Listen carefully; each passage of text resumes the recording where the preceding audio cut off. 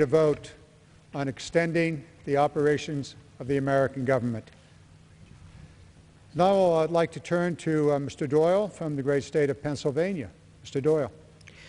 I thank my colleague from California and my colleagues from New York and Connecticut. Many of us that you'll see on the floor tonight, we're not regulars. We're not people that come to the floor often to speak. But I think many of us feel it's important for the American people to understand the nature of this task, this battle that we face on their behalf. You know, we hear a lot from Republicans about the President not wanting to negotiate, not wanting to talk, that Democrats don't want to negotiate. And they've been pretty good at saying that over and over and over again, Mr. Speaker. But what they're not telling the American people is the nature of the negotiation that they want to have. And I think it's important that that be revealed. You know, what makes me so angry, and the reason I'm here tonight, is what we face in the country right now is completely a manufactured crisis. There is no structural economic reason that our country should be facing default come the 17th of this month. There's no reason that 800 federal employees aren't working.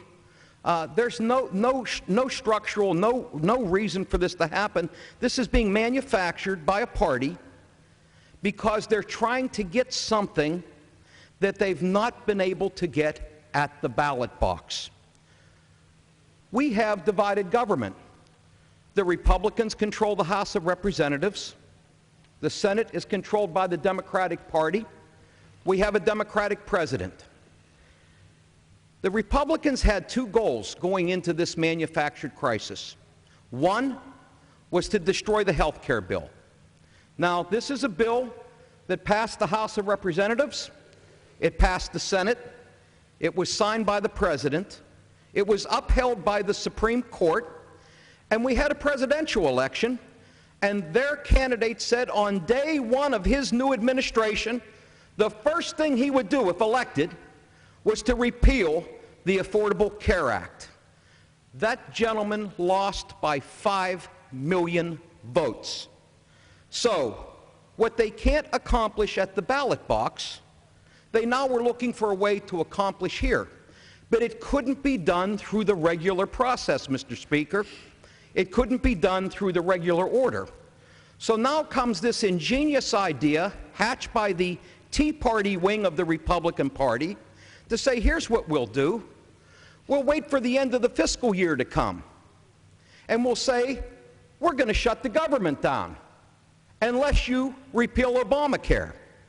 You know, I was on this floor a couple days ago and read something on the floor that I had saw on the internet by a young man by the name of Judd Legum. I hope I've said his last name correctly. And he put an analogy about what we were actually facing. He said it's sort of like someone comes up to you and says, I want to burn down your house.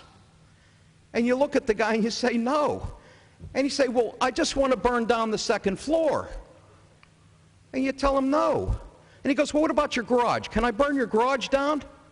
You say, no. And the guy said, well, let's just sit down and talk about what part of your house I can burn down. And you look at the guy and you say, no. And he goes, you see, you're not compromising. This is what we're facing in this so-called rigged negotiation. What Republicans are saying is, defund Obamacare, we'll open up the government. We said no. Then they said, well, delay Obamacare for a year, and we'll open up the government. And we said no. And then they said, well, just get rid of that individual mandate, which effectively kills the health care bill. And we said no. And then they said, well, will you just sit down and negotiate with us and tell us what part of the Affordable Care Act we can get rid of? And we said there's 20 million Americans that are counting on this bill. It's the law of the land. The answer is no. And they look at us and say the Democrats don't want to negotiate. The President doesn't want to negotiate. Well, I got news for my friends over there. We're not going to negotiate the rights of 20 million uninsured Americans because they can't get this done at the ballot box. So now, Mr. Speaker, what's the new strategy? They've shifted off of the health care bill now because the American public, by margins of over 70%, have said, we don't want you to shut the government down to try to get rid of the Affordable Care Act. So now where have they moved? To the Ryan budget. What's the Ryan budget? It's a budget that keeps us in sequester. It's a budget that does not invest in our infrastructure. It's a budget that does not invest in the education of our children. It's a budget that makes it impossible for this economy to grow. And it's a budget that threatens the social safety net that many of our senior citizens depend on. And they couldn't get it passed in the regular order. They couldn't get it passed in the own House of Representatives for a long time. They were afraid to put the bill on the floor. And they certainly couldn't get it passed in the Senate, and they knew the president wouldn't sign it. So what's the strategy now? This new rigged negotiation that we're being asked to have with our friends is give us pieces of the Ryan budget, and in return, we'll open up the government and we'll raise the debt ceiling. But only if you give us what we want in the Ryan budget. Mr. Speaker, we want to have a budget negotiation with our friends on the Republican side. The House has passed a budget. The Senate has passed a budget. The numbers, there's a great disparity in the numbers. Democrats believe in investing in America. We want to rebuild our roads and bridges and sewer systems. We want to invest in the education of our children. We want to protect our seniors and our veterans. It costs money to do that, Mr. Speaker, so there is a difference. But we're ready and we're willing to appoint conferees tomorrow to sit down and have a negotiation. I want the American public to understand that we have asked 18 times to appoint conferees to negotiate the differences in the Senate budget and the House budget, and all 18 times the Republicans in the House have said no. So, Mr. Speaker, I would just say if there's someone in this House that's not willing to negotiate, it's our friends on the Republican side of the aisle. The American people deserve a budget negotiation where we sit down and settle our differences. We're not going to get everything we want, Mr. Speaker. It's divided government. The Republicans are going to get something in this budget negotiation. The Democrats are going to get something in this budget negotiation.